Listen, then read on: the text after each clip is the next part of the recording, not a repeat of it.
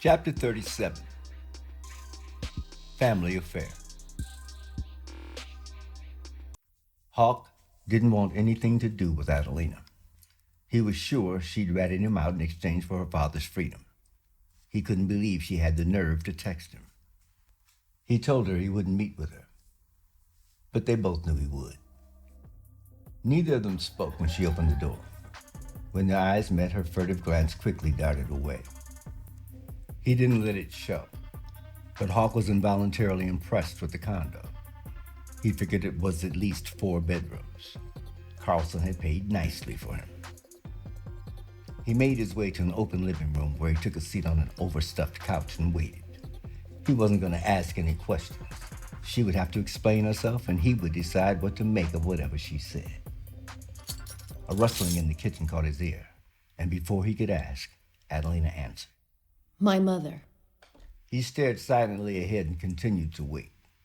He sensed Adelina was nervous, and he gave him an odd sense of satisfaction.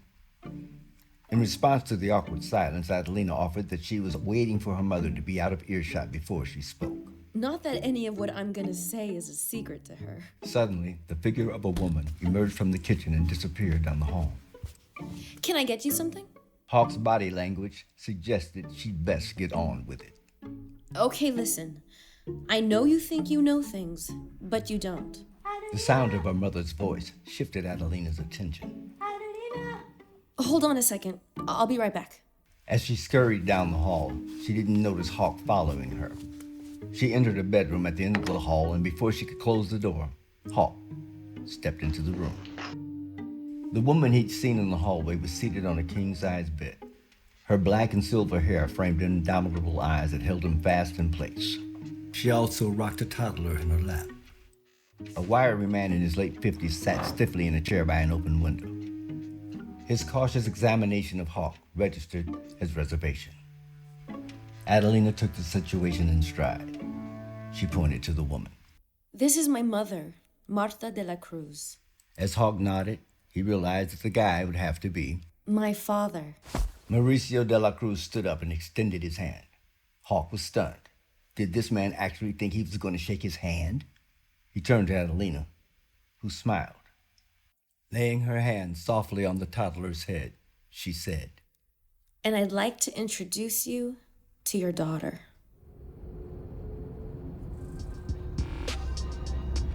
The flight from El Paso to New Acabulan hadn't allowed Hawk nearly enough time to digest everything he'd learned in the last 24 hours. Adelina hadn't ever been a Carlson plant, and she'd bristled when he'd inferred otherwise. I didn't have an allegiance to him, she said. He had allegiance to me. She proceeded to tell Hawk about Carlson's time as warden at Otero and the day prisoners took over one of the buildings. She said it all started when the inmates overran the Bionic Social Programs building. Although it was a legit crisis, the riot was actually just a distraction. 3 tailor shop trustees had made copies of guard uniforms and planned to use them to escape. They intended to slip out in a Snap-on tools truck once the confusion started. But the truck was late and subsequently got locked outside the gates during the upheaval. There was no plan B. The convicts were regrouping outside the administration building when a squad of real guards suddenly burst into the yard. Warden Carlson was right behind them, shouting out directives. The fake guards were watching the real guards double time toward the dorm when Carlson spotted them. Believing they were real guards, he yelled, "What the hell are you guys up to? Get after!" Instead of following after the other guards, they ran to Carlson. Carlson was a big man, and it had taken all 3 of them to wrestle him down. Mauricio had been the trustee on trash duty in the administration building that day when he'd heard the klaxons. He didn't know what was happening, but he knew it wasn't good. He was in Carlson's office when he heard a ruckus in the hallway. Carlson was shouting about how something wasn't going to work. The last thing Mauricio wanted was to be caught up in some rank prison riot. When he heard Carlson yelling about state police, he'd wanted to run and hide, but there was nowhere to go. As the voices grew louder, he knew Carlson was definitely coming his way. If it hadn't been for the powerful people involved in his case, nobody would have ever heard of Mauricio. But because his trial had been on television, he'd become a minor jailhouse celebrity. So it was that as soon as the counterfeit guards opened the office door, they recognized him. They pushed past Mauricio and shut the door. After forcing Carlson to his desk, one of the men picked up a paperweight and threatened to smash Carlson's head if he didn't help them get out of there. Before Mauricio realized it, he'd wedged himself between the hostage and his captors when he heard himself say, "You can't hurt this man! It's suicide!" At this point, the room's common denominator was desperation. One of the convicts grabbed Mauricio by the neck. When Mauricio fought back, all three men tumbled to the floor. Scrabbling quickly, Carlson reached into his desk drawer and pulled out a gun. One of the convicts nodded in the direction of the outside voices and said, "You can't shoot us all." Another con opened the office door and yelled down the hall, "Over here!" Many footsteps immediately darted toward the office. Carlson grabbed Mauricio and pressed the gun barrel to his head. He threatened to kill him unless the cons backed up. "Kill him! What do we care?" Carlson leveled the pistol at the con doing the talking. "Just you, then." He knew if he killed the guy, the others would eventually get to him, but he had no choice.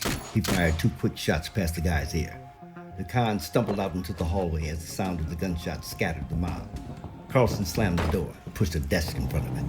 Only luck and the timely arrival of the state troopers kept the inmates from reconsidering. After order was restored, Carlson personally vouched for Mauricio to state investigators. Later, Mauricio was rewarded with a steward of trustee position. But while his personal conditions improved, his family was having hard times. That was when Carlson had recommended Adelina to the Bureau of Prisons. After leaving Camp Brown, she'd been living in a small apartment when out of the blue, Carlson called. He'd offered her an executive assistant position with a huge advance bonus. She hadn't asked any questions. It had been the answer to prayer. It was a great deal of money for temporary service. On the day that she'd been at the restaurant in London, she'd been as stunned to see Jesse as he'd been to see her. The nature of their last meeting had made it difficult for her to know what to say. Later, when she'd heard about his arrest, she'd quit her position and gone home. She didn't know how, but she felt she'd been used. At the time, she'd been furious. But when Mauricio suddenly showed up at her front door, her anger evaporated. And contrary to what Hogg believed, there'd been no grand conspiracy. Carlson didn't know anything at all about his and Adelina's relationship. The reason for Carlson's benevolence was grounded in his mortality. Carlson had recently learned that he had an inoperable brain tumor and felt a sudden need for penance. Adelina's MTC Novo assignment had been a type of alms of gratitude. Given the current political climate, Carlson had seen the writing on the wall and set Mauricio free of his own accord. Who would challenge him? Who would even care? It didn't matter. Either way, his time was up.